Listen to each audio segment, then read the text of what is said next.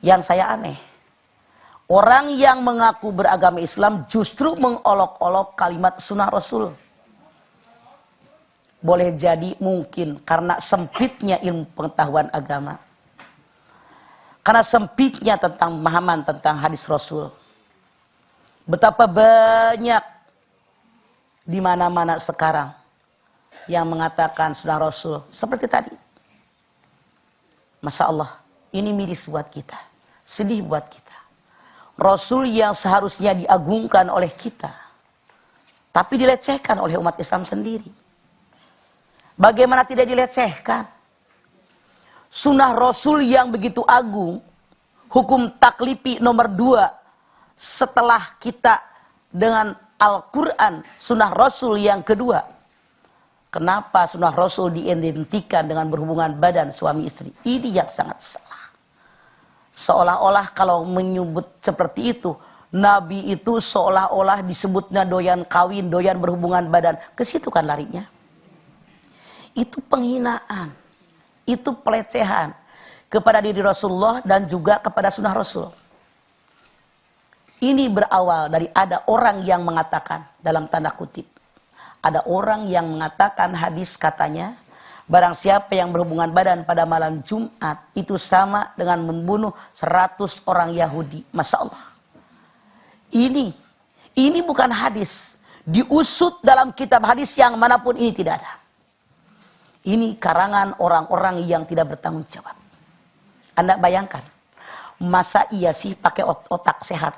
Masa iya sih berhubungan badan sama dengan membunuh Yahudi 100 orang?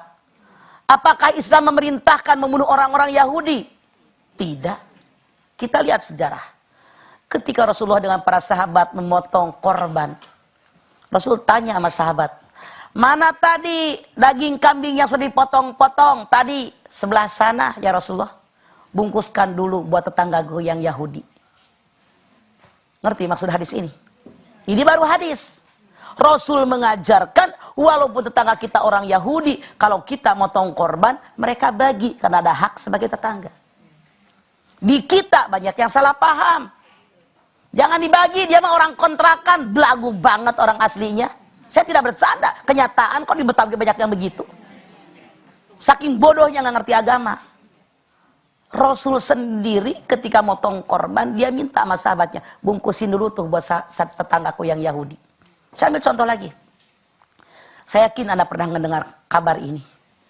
Rasulullah SAW itu setiap hari di pasar nyuapi kakek-kakek buta yang orang Yahudi. Pada setiap saat nyerocos keluar dari mulut orang buta Yahudi peminta-minta tadi. Jangan kalian dekati Muhammad, dia menghancurkan kita, dia bawa ajaran tidak baik. Jangan kalian dekati dia, jangan sampai kalian terpengaruh dengan dia. Ngomong seperti itu. Udah mah Yahudi buta, peminta-minta, kakek-kakek, mulutnya menghina Nabi, tapi Nabi sejarah mengatakan tiap hari nyuapin orang tadi. Bahkan ketika Rasul meninggal dunia, digantikan oleh Abu Bakar Siddiq, nyuapin dia kaget. Siapa kamu? Aku yang biasa menyuapimu tiap hari. Bukan. Yang biasa menyuapiku tiap hari, lemah lembut, dengan belian yang bagus, nyuapinya juga nggak seperti ini. Kaget Abu Bakar. Anda bayangkan. Apakah mungkin orang berhubungan badan disamakan dengan membunuh Yahudi 100 orang? Tidak mungkin, mustahil, jangan percaya. Ini bukan hadis, ini karangan. Karangan orang-orang yang tidak bertanggung jawab, yang ingin menghancurkan Islam. Mereka menghina Rasulullah. Seolah-olah yang namanya sunnah Rasul itu hanya berhubungan badan. Pemirsa Indosiar, saya mohon siapapun Anda stop. Jangan sekali-kali Anda katakan hubungan badan di malam Jumat itu sunnah Rasul. Stop. Itu penghinaan kepada agama Islam. Stop. Dosa hukumnya kita. Melecehkan Rasul sendiri. Bukankah Islam mengajarkan kalau malam Jumat dan hari Jumat Sayyidul Ayyam, puncaknya hari, penghulunya hari, yang paling agung di antara hari-hari yang lain, buat ibadah. Ini yang benar. Perbanyak baca Al-Quran, perbanyak baca surat Kahfi, surat Ar-Rahman, perbanyak salawat Nabi, perbanyak zikir, perbanyak sedekah. Itu yang benar yang Rasul perintahkan kepada kita. Sekali lagi saya katakan stop. Jangan Anda katakan hubungan badan pada malam Jumat itu adalah sunnah Rasul. Sangat salah. Mana yang benar tentang sunnah Rasul? Sunnah Rasul ada 4. Perkataan Rasul, perbuatan Rasul, takrir Rasul, keinginan Rasul. Apapun yang beliau katakan itu adalah sunnah Rasul. Hadis. Apapun yang beliau perbuat itu sunnah Rasul. Hadis. Apapun takrir Nabi. Misalnya sahabat berkata sesuatu.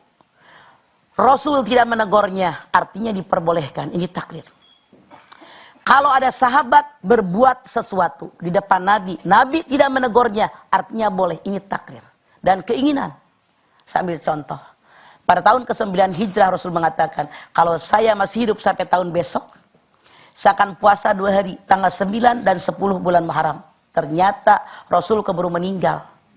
Artinya baru keinginan. Ini pun hadis Rasul. Beda dengan sunnatullah. Sunnatullah itu perintah Allah yang Rasul ajarkan kepada kita. Bagaimana gerakan sholat, bagaimana bacaan sholat, itu sunnatullah.